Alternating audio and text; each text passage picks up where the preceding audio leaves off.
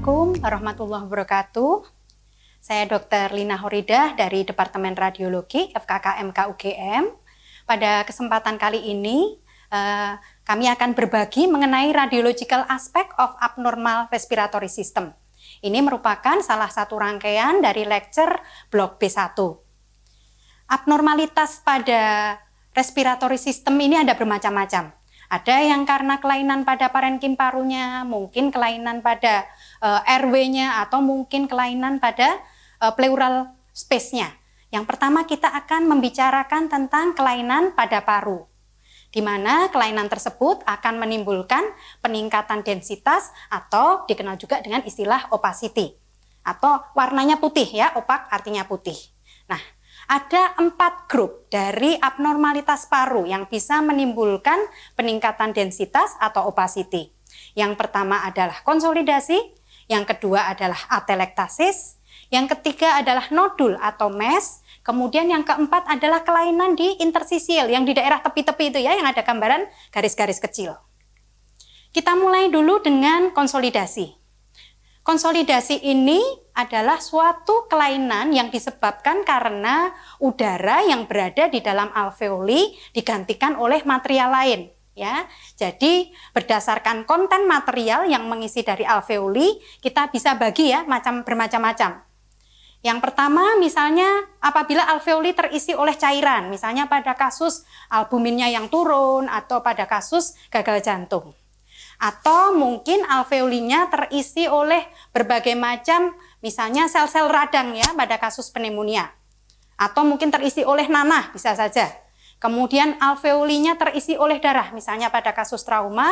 Atau bisa jadi alveolinya terisi oleh sel-sel lain, misalnya ada kasus kronik eosinofilik atau pada kasus sarkoidesis, maka bisa saja alveoli itu tergantikan.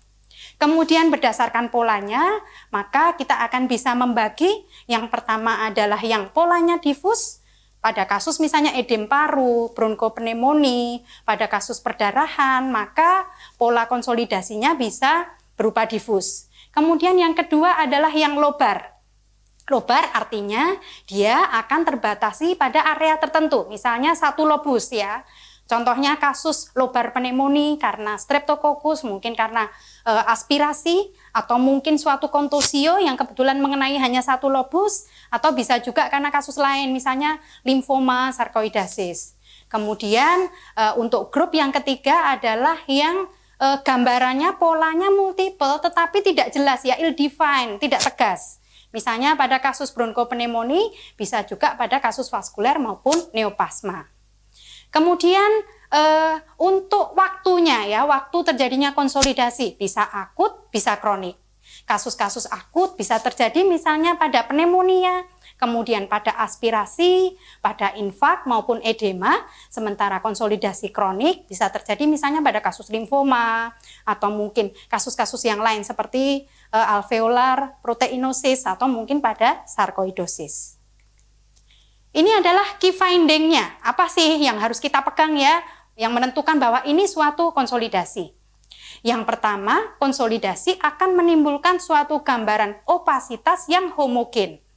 Opasitas homogen tersebut akan bisa menutup gambaran vessel yang ada di sana.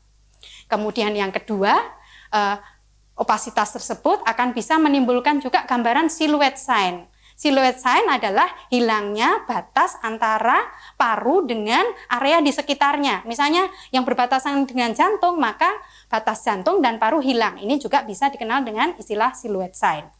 Yang ketiga, kita akan bisa menemukan gambaran air bronchogram. Kenapa bisa muncul air bronchogram? Karena alveoli terisi oleh berbagai macam material tadi sehingga menjadi putih, akibatnya maka udara-udara dari bronkus akan bisa tervisualisasi lebih jelas. Inilah yang dikenal dengan air bronchogram. Kemudian yang keempat, konsolidasi ini bisa saja nanti akan meluas ya ke daerah pleura, tetapi biasanya dia tidak akan melintas ya, jadi hanya terbatas pada satu visur saja, satu area saja. Dan yang keempat, karena konsolidasi ini hanya menggantikan alveoli dengan material lain, maka tidak terjadi loss of volume.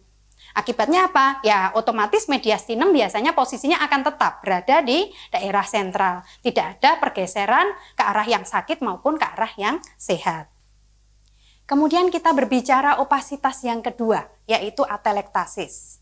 Atelektasis ini prosesnya bisa terjadi karena adanya proses resorpsi, misalnya mukus, tumor, atau foreign body, atau karena adanya mekanisme relaksasi, misalnya pada kasus pleural efusi, pneumotorak, ataupun adanya suatu atelektasis.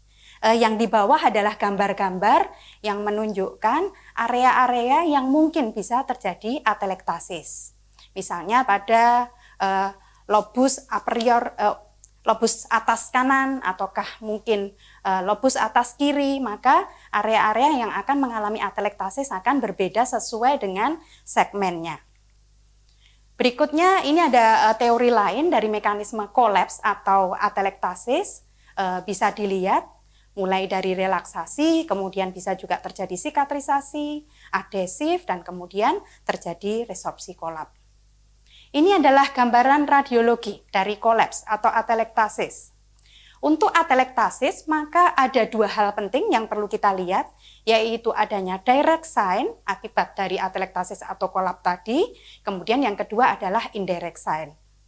Pada direct sign, maka kita akan bisa melihat adanya displacement dari visura interlobal, kemudian hilangnya atau berkurangnya aerasi, dan juga gambaran corakan bronko dan vaskuler yang lebih rame, crowded. Kenapa demikian? Karena pada atelektasis maka ada satu area yang kolaps sehingga volume pada rongga toraks itu akan berkurang. Sehingga corakan bronkovaskulernya akan terlihat lebih ramai. Sementara indirect sign-nya adalah elevasi dari hemidiafragma, mediastinal displacement, atau suatu hilar displacement. Ini adalah contoh kasus dari kolaps dari paru kiri. Kita bisa melihat pada foto ronsennya, karena satu bagian dari paru, jadi seluruh paru kiri ini terjadi kolaps, akibatnya mediastinum akan bergeser ke arah sebelah yang sakit, jadi di sebelah kiri. Nah, kolapsnya ini disebabkan karena ada suatu tumor yang sentral ya, biasanya di daerah hilus. Akibatnya maka semua bagian dari paru tersebut akan kolaps. Kemudian pada gambar kedua adalah gambaran CT scan-nya. Pada CT scan-nya kita akan bisa melihat lebih detail. Jadi bagaimana area pada paru kiri akan terisi oleh mediastinum dan paru-paru yang dari sebelah kanan akan bergeser semua ke sebelah kiri. Ini juga contoh lain dari right middle lobe collapse. Tadi sudah bisa dilihat sebetulnya skemanya pada gambar sebelumnya. Kemudian opasitas yang ketiga yang kita bisa jumpai pada ronsen dada adalah nodul atau mass. Nah, disebut nodul atau mass biasanya ini kita berdasarkan ukurannya. Apabila kurang dari 3 cm, biasanya kita sebut sebagai nodul, apabila lebih maka kita sebut sebagai mass, jadi mass lebih besar. Contoh-contoh nodul, misalnya adanya suatu granuloma, atau suatu metastasis hamartoma, sebetulnya hampir sama ya, hanya pada nodul lebih kecil. Nodul ini bisa tunggal atau bisa juga multiple. Kasus-kasus yang multiple biasanya sering kita jumpai, misalnya pada kasus infeksi maupun pada kasus metastasis. Ini adalah contoh dari suatu massa. Bisa kalian lihat pada daerah hilus kiri tampak gambaran opasitas yang cukup besar. Kemudian di tengahnya ada gambaran yang lusen.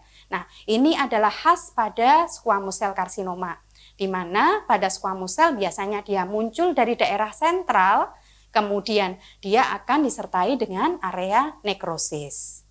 Berikutnya adalah contoh massa dari adenosea.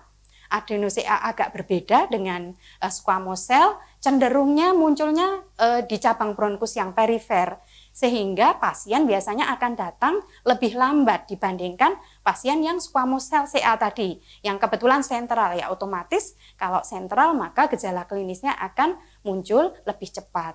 Dan satu hal lagi yang harus diingat, untuk yang squamous cell biasanya akan terkait dengan masalah terkait dengan adanya karsinogenik, sehingga akan berdekatan dengan main bronkus. Pada gambar ini juga merupakan gambaran massa, tapi kalian bisa lihat bahwa mesnya multiple. Ini ada gambaran bulat-bulat ya, noduler pada paru kanan maupun paru kiri. Nah, pada massa yang multiple biasanya adalah pada kasus-kasus metastasis. Jadi secondary lung cancer. Kita masuk lagi untuk opasitas yang keempat adalah intersisial. Pada opasitas intersisial ini terbagi menjadi 4 grup biasanya, yaitu gambaran yang retikuler ataukah noduler, atau low atenuasi maupun yang high atenuasi. Mungkin satu yang akan kita bahas adalah yang masalah retikuler. Pada gambaran lesi paru opak retikuler ini biasanya terjadi pada kasus-kasus pulmonari edema, limfangitik maupun amyloidosis. Biasanya ini akan membentuk septal-septal yang halus.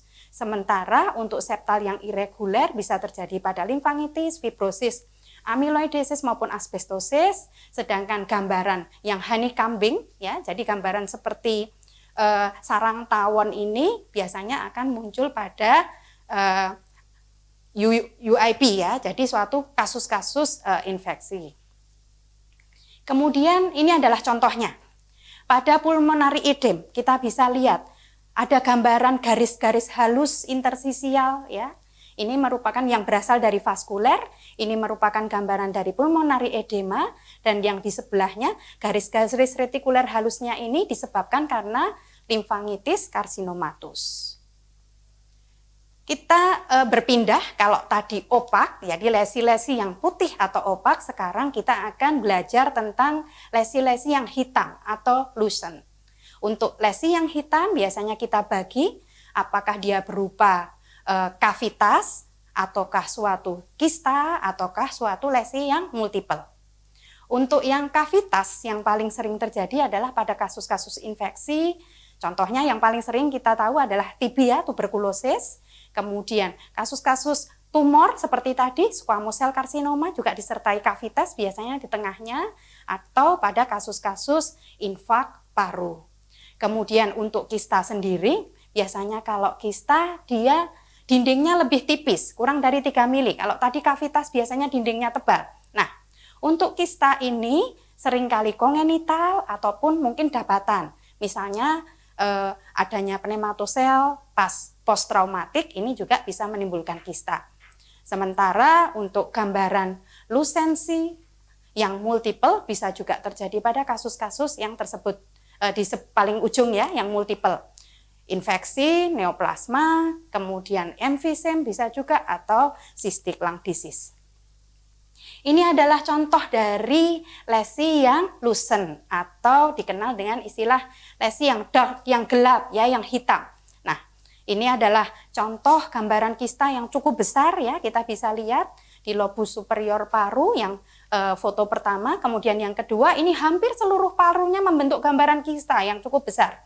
Akibatnya terjadi proses desak ruang sehingga mediastinum tergeser ke arah yang sehat, jadi tergeser ke kiri.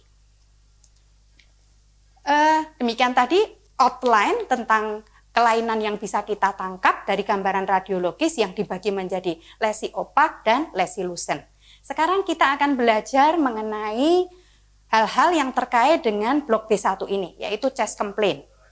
Keluhan pada paru ini yang akan kita pelajari adalah adanya simptom batuk dan sesak nafas. Untuk batuk dan sesak nafas sendiri kita harus belajar dulu, apakah dia penyebabnya adalah kardiak ataukah non-kardiak. Untuk yang non-kardiak bisa kita bagi lagi, apakah dia berasal dari parenkim paru, berasal dari RW-nya, ataukah berasal dari pleura. Nah, ini adalah skematik ya, gambaran kelainan-kelainan yang bisa muncul pada paru.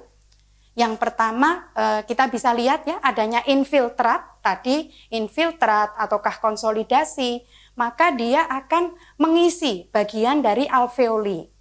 Kemudian kalau misalnya kasusnya efusi, maka kejadiannya akan terjadi di daerah pleural space-nya. Ya, jadi yang terisi adalah daerah pleural space. Ini hanya sekedar skematik diagram saja.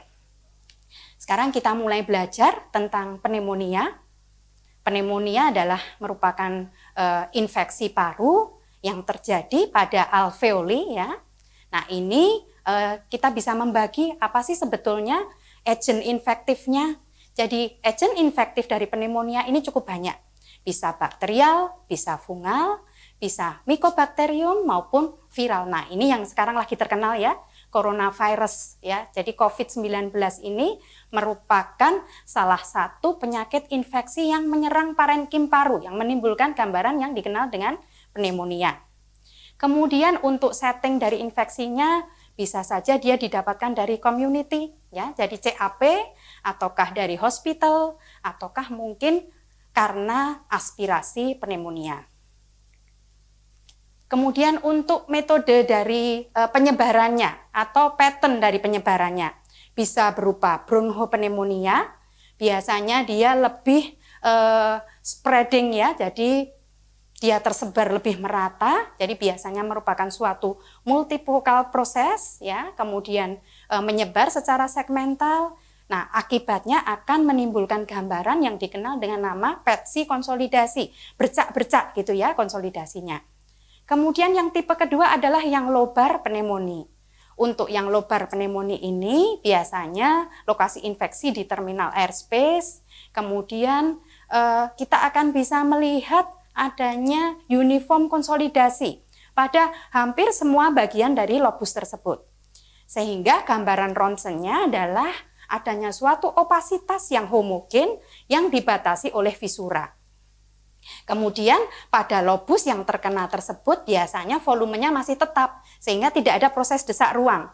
Mediastinum akan tetap berada di tengah ya.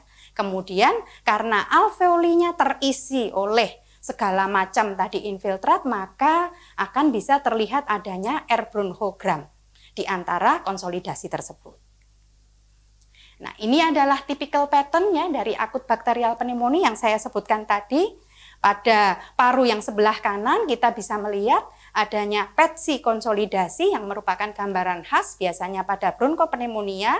Kemudian yang sebelah kiri adalah gambaran dari lobar pneumonia. Kita lihat sekarang gambaran X-ray-nya seperti apa. Nah, untuk bronchopneumonia kita bisa melihat bahwa konsolidasinya biasanya berbercak-bercak ya.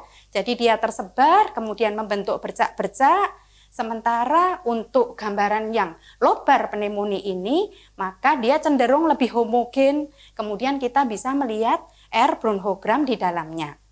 Pada foto CT scan akan lebih detail ya, kalau misalnya kita akan melihat adanya suatu pneumonia. Dan memang pada saat sekarang untuk penanganan viral pneumonia, yaitu yang sekarang sedang mewabah, yaitu COVID-19, maka foto ronsen dada polos dan CT scan ini akan menjadi acuan.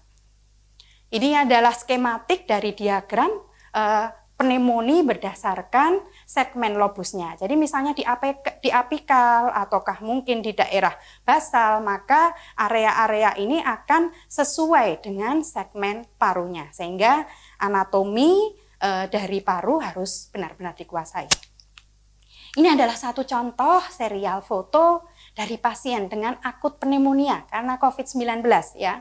Pasiennya umur 60 tahun, laki-laki 60 tahun.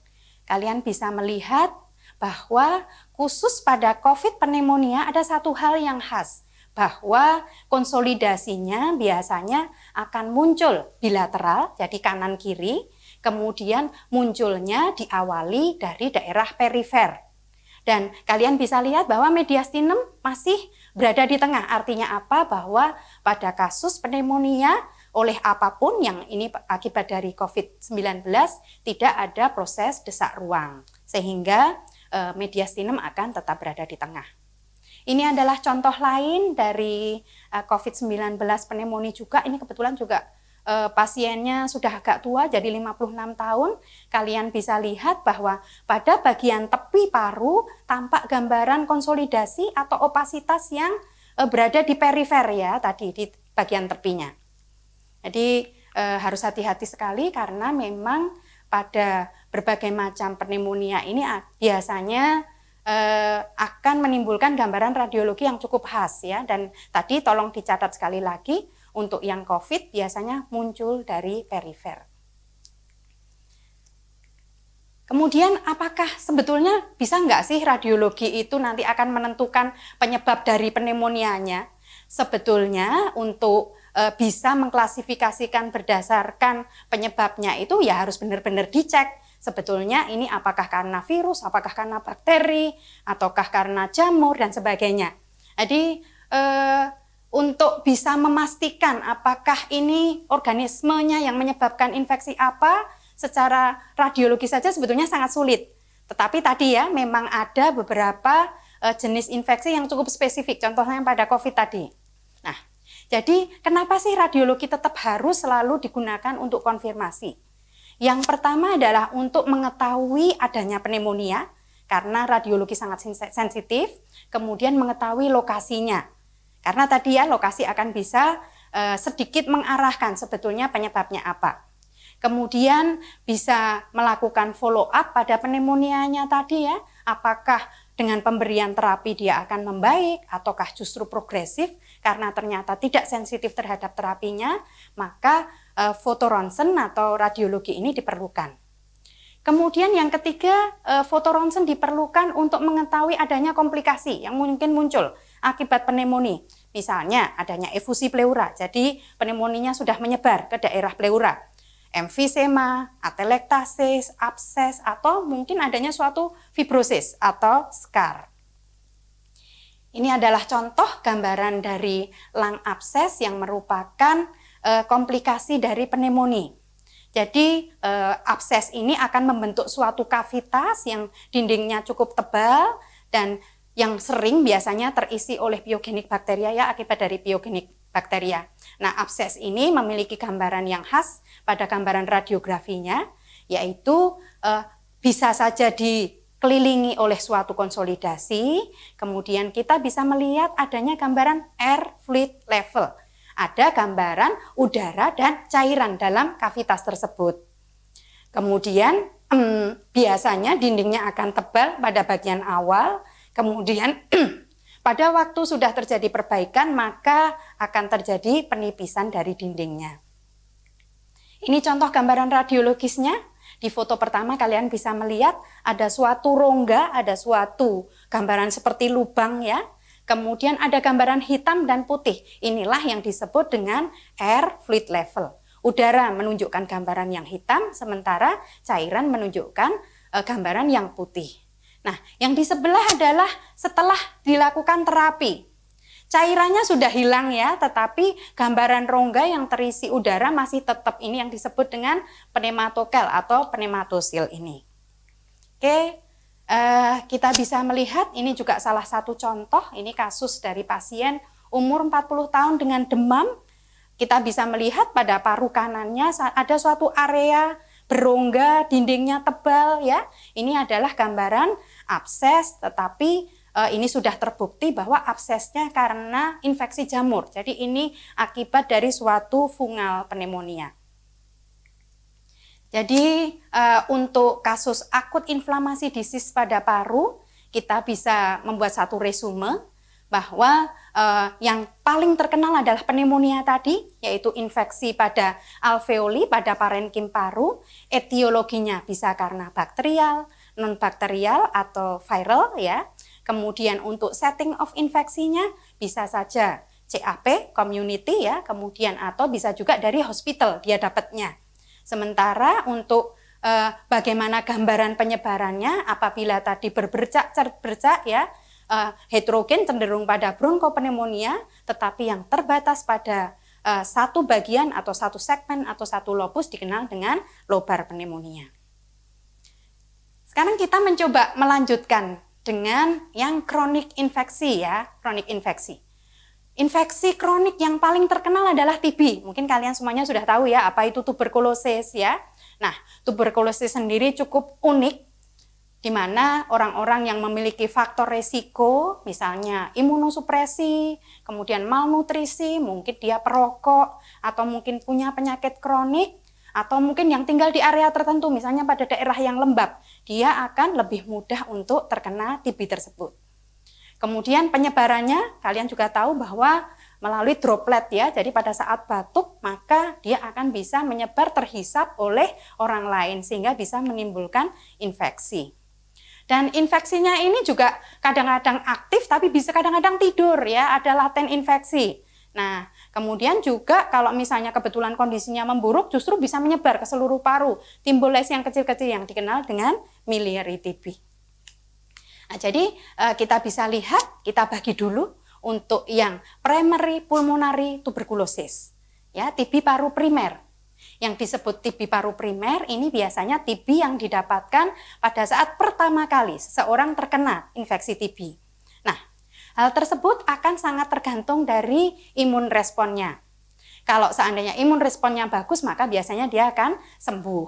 Tetapi kalau imun responnya jelek, kemudian pada tubuh tidak mampu untuk menanggulangi, maka akan bisa terjadi hal tersebut, misalnya ada konsolidasi, kemudian kalau memberat bisa juga akan menyebar secara hematogenus, yang tadi sudah saya sampaikan akan membentuk suatu miliary TB.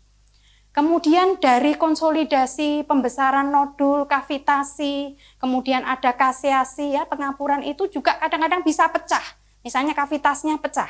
Nah, akibatnya akan bisa muncul suatu pneumotoraks atau bisa jadi gambaran-gambaran lesi akibat TB itu menyumbat salah satu cabang bronkus. Jadi bisa saja menimbulkan suatu kolaps dari beberapa bagian paru. Juga karena proses penyembuhan ada fibrosis, ini juga bisa menyebabkan kolaps. Kemudian untuk yang post primary TB. Jadi ini TB yang biasanya muncul pada orang-orang yang lebih dewasa ya. Jadi yang dulu waktu kecil pernah kena, kemudian dia muncul lagi, maka menjadi post primary TB. Kecenderungannya adalah muncul di daerah subapikal, upper lobe atau segmen dari lower lobe ya. Kalau misalnya dia banyak tidur, sepuh misalnya, sudah tua, maka bisa jadi di lower lobe. Tipe khasnya dari primary pulmonary maksud saya post primary TB ini adalah adanya suatu kavitas. Kavitasnya besar ya, kadang-kadang disertai dengan satelit-satelit kecil dari kavitas. Dan TB ini bisa unilateral, bisa juga dua-duanya atau multilateral atau bilateral. Dan kavitas yang terbentuk kalau misalnya kecil-kecil biasanya dia akan masih bisa menyembuh, akan terjadi fibrosis. Sementara kalau kavitas yang cukup besar, nah ini kita harus hati-hati. Karena bisa saja nanti akan ditumpangi oleh infeksi sekunder atau bisa juga jadi muncul juga infeksi jamur di sana. Nah, ini adalah radiologi dari pulmonary TB. Kita bisa membagi bahwa pada primary infeksi maka biasanya akan muncul konsolidasi, kemudian ada gambaran tuberkuloma atau air bronchogram dan seringkali disertai dengan unilateral limfadenopati pada hilus dan mediastinum. Kemudian pada post primary infeksi tadi sudah sedikit disinggung, nanti akan bisa juga pada saat fase aktif terjadi gambaran PETSI, bercak-bercak atau noduler, bisa juga terjadi gambaran fluid level pada kavitasnya, bisa terjadi bronkiektasis atau emfisem. Sementara apabila sudah terjadi penyembuhan, biasanya akan terjadi fibrosis yang cukup hebat ya, sehingga akibatnya apa? Dia akan menarik area-area di sekitarnya, misalnya mediastinum tertarik, sehingga kita bisa lihat bahwa tracheanya bergeser. Kalau khusus untuk yang post primary TB ini, kita jarang sekali melihat adanya limfadenopati. Ini contohnya gambaran radiologis dari primary TB ya, kita bisa lihat adanya gonfokus, kemudian yang putih banget ini adalah gambaran dari kalsifikasi. Sementara ini kita bisa lihat pada post primary TB ada beberapa gambar.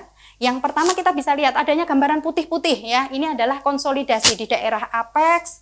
Kemudian karena sudah mulai ada fibrosis maka ada hilusnya mulai tertarik. Gambar berikutnya ini ada gambaran fibrocalcified changes. Jadi ada fibrosis dan juga ada bercak-bercak kalsifikasi. Kemudian gambar lain yang bisa kita lihat ini, kita bisa lihat ada gambaran lubang-lubang hitam, lusen, ini adalah kavitas-kavitas TB ya. Hati-hati, pada kavitas itu kalau pecah maka dia juga akan bisa, biasanya kan ada kuman yang dorman ya di dalamnya, dia bisa menyebarkan ke yang lain. Kemudian yang terakhir ini adalah gambaran bercak kecil-kecil, ini khas pada miliari tuberkulosis yang biasanya disebabkan karena proses hematogenik. Mungkin jelek banget ya kondisi tubuh pasien tersebut sehingga TB-nya menyebar secara hematogen, menimbulkan bercak yang kecil-kecil atau miliar. Ini contoh kasus pasien dengan TB. Yang pertama kita bisa lihat ya, bukan cuma di lobus superior tetapi juga di inferiornya nampak konsolidasi, ini pada kasus akut. Kemudian yang di sebelahnya kita bisa melihat ada konsolidasi di daerah apeks kanan tetapi sudah disertai dengan fibrosis.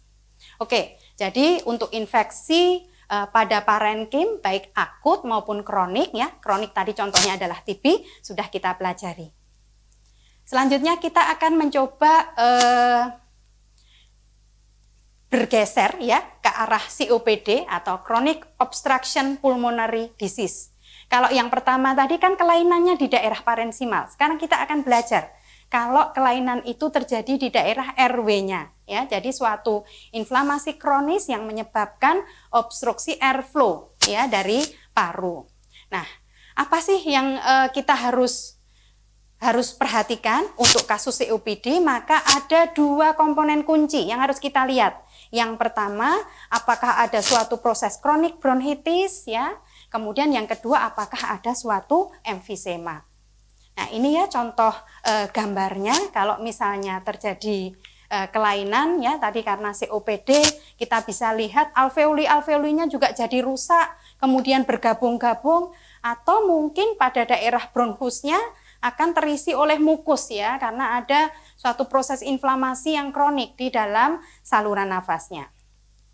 Nah, ini adalah gambaran chest X-ray dari COPD. Untuk chest X-ray pada COPD sebetulnya kurang begitu bagus ya untuk mendeteksi COPD secara pasti. Jadi sebetulnya sensitivitasnya cukup rendah. Tetapi ada beberapa hal yang mungkin kita pakai sebagai clue biasanya. Karena proses COPD tadi ada kerusakan pada alveoli juga sehingga udaranya bergabung-gabung.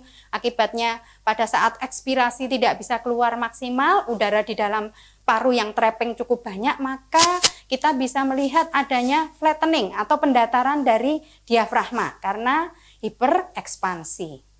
Kemudian otomatis karena volume parunya tadi bertambah, maka ada penurunan peripheral bronchosvacular marking. Dan udara akan menimbulkan juga gambaran hiperlusensi pada paru karena tadi parensimnya banyak yang rusak.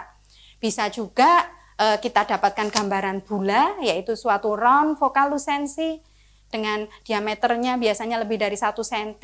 Kemudian pada tahap lanjut bisa saja akan terjadi gambaran pulmonary hipertensi yang ditandai dengan adanya vaskuler di daerah hilus yang prominent. Kadang-kadang membentuk gambaran seperti koma terbalik ya. Jadi dikenal dengan istilah inverted coma sign pada kasus pulmonary hipertensi.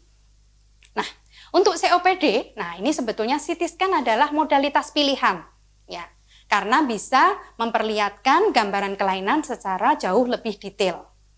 Pada CT scan kita bisa mendeteksi adanya emfisema yang nanti bisa terbagi menjadi 3 grup yang berbentuk sentrilobuler, kemudian panlobuler ataupun paraseptal.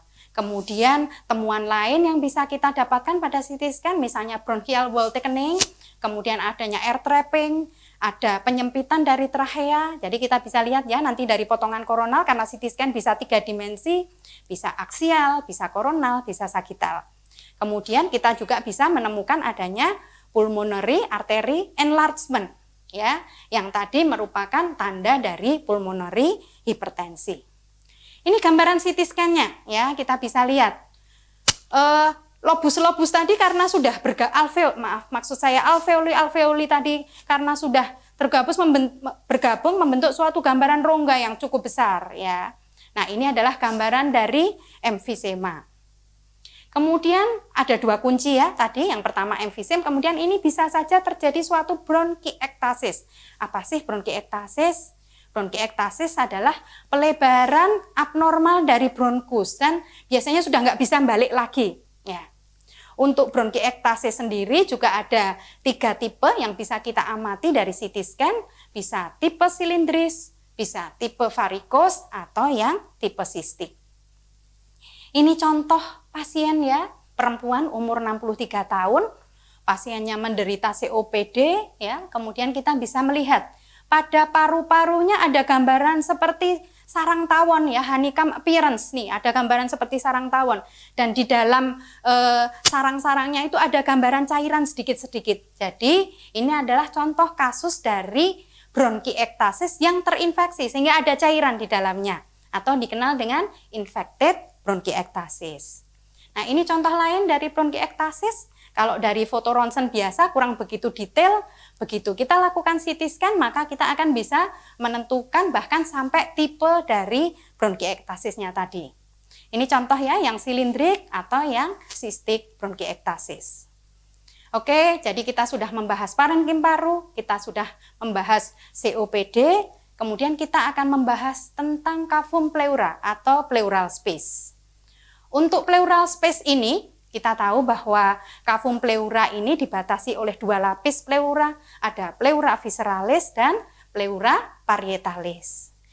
Nah, pada cavum pleura ini bisa terisi oleh cairan yang dikenal dengan pleural efusi. Untuk pleural efusi isinya apa saja? Bisa saja transudat, bisa eksudat, bisa pus, bisa darah, ya, nah, atau bisa chili, ya. Nah, mekanisme kenapa kok pada cavum pleura terisi oleh cairan ini bisa bermacam-macam. Bisa karena penurunan mikrovaskular pressure, bisa karena kenaikan permeabilitas mikrovaskulernya, ataukah penurunan plasma oncotic pressure, kemudian drainase limfatik yang menurun, atau bisa juga karena adanya kerusakan pada diafragma. Diafragmanya rusak ya, sehingga cairan peritoneal masuk ke cavum pleura. Nah, untuk gambaran efusi, apa yang bisa kita lihat bahwa efusi akan memilih area paru yang paling rendah ya. Kalau kita berdiri, cairan itu kan pasti milih di bagian rendah.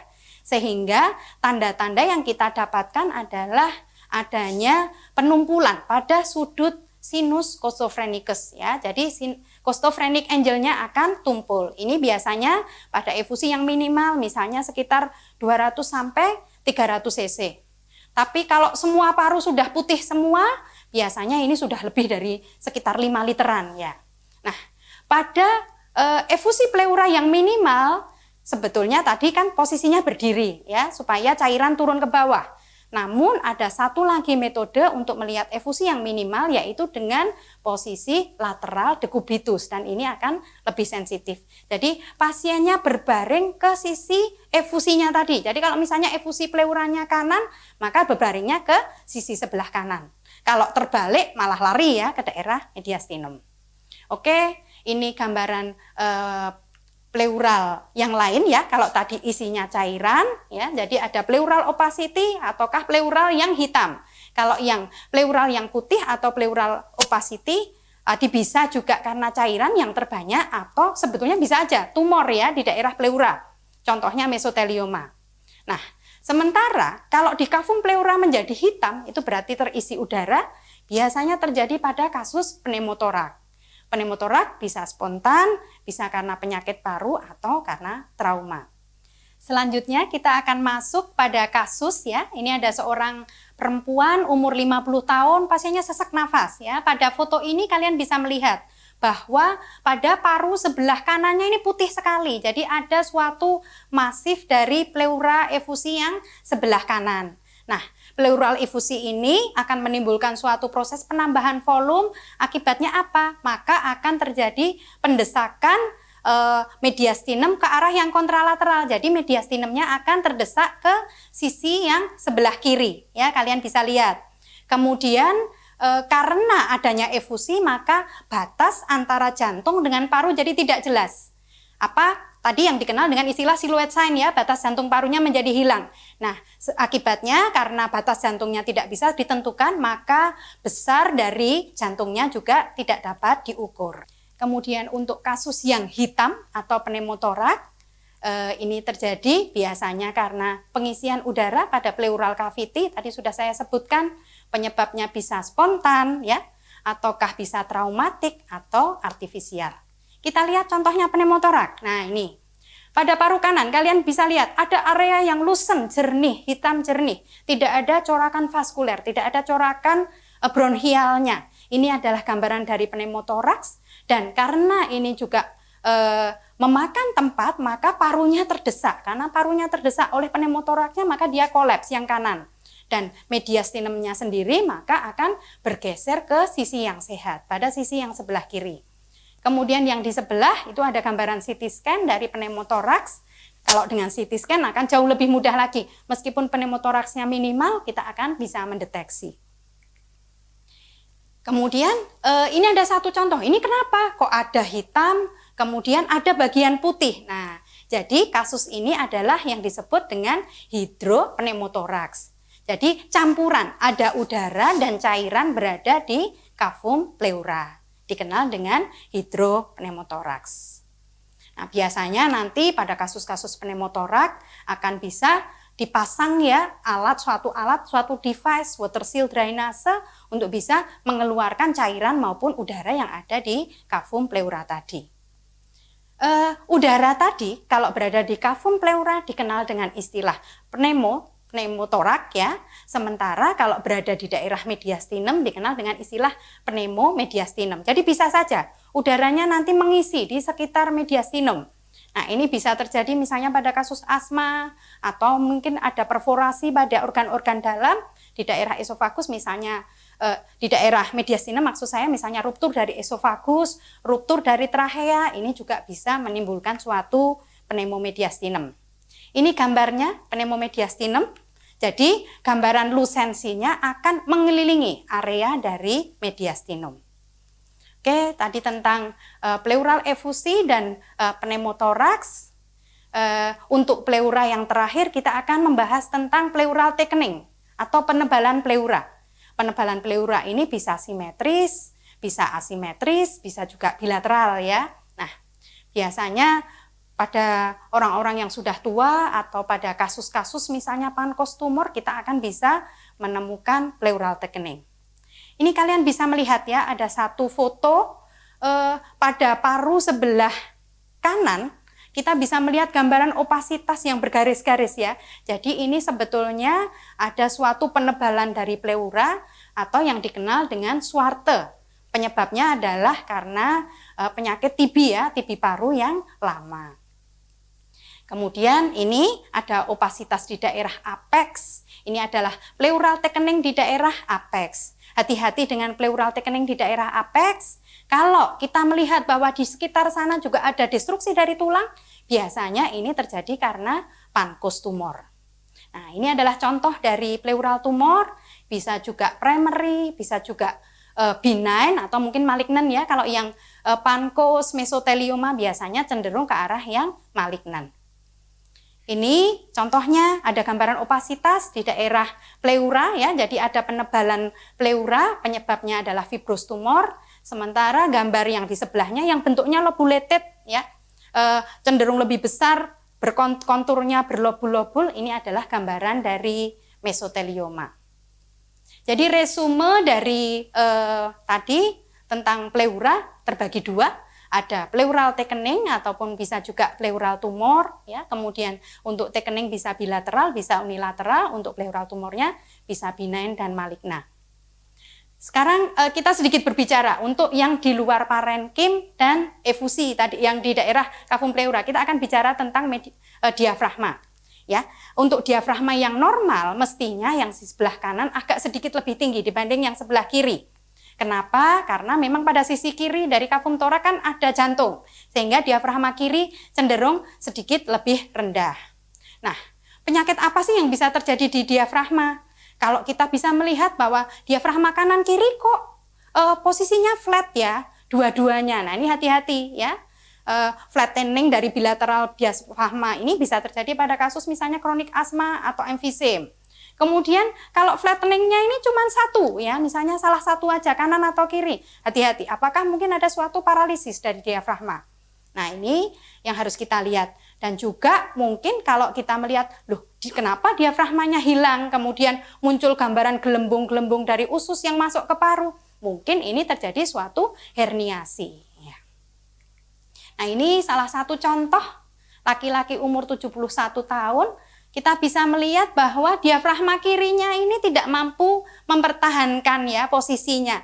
Sehingga karena terjadi paralisis dari diafragma kiri ya dia naik ya, nggak bisa turun. Akibatnya apa? Antara kanan dan kiri ini tidak seimbang. Harusnya tadi kan yang kiri lebih rendah. Dan sebetulnya untuk melihat paralisis diafragma, yang paling enak kita pakai fluoroskopi ya, pakai video. Diperhatikan pada saat bernafas, kalau yang rusak ya otomatis tidak bisa mengikuti ya. Sementara kalau yang kanan dia normal. Pada saat inspirasi turun, ekspirasi naik gitu ya. Sementara kalau yang sakit dia akan diem aja ya, karena dia tidak bisa bergerak. Ya, jadi kasus ini adalah paralisis dari diafragma kiri, parunya sebetulnya masih bagus, jantungnya juga masih bagus. Nah, bisa disarankan CT thorax atau tadi ya fluoroskopi untuk melihat gerakan paradoksal tadi.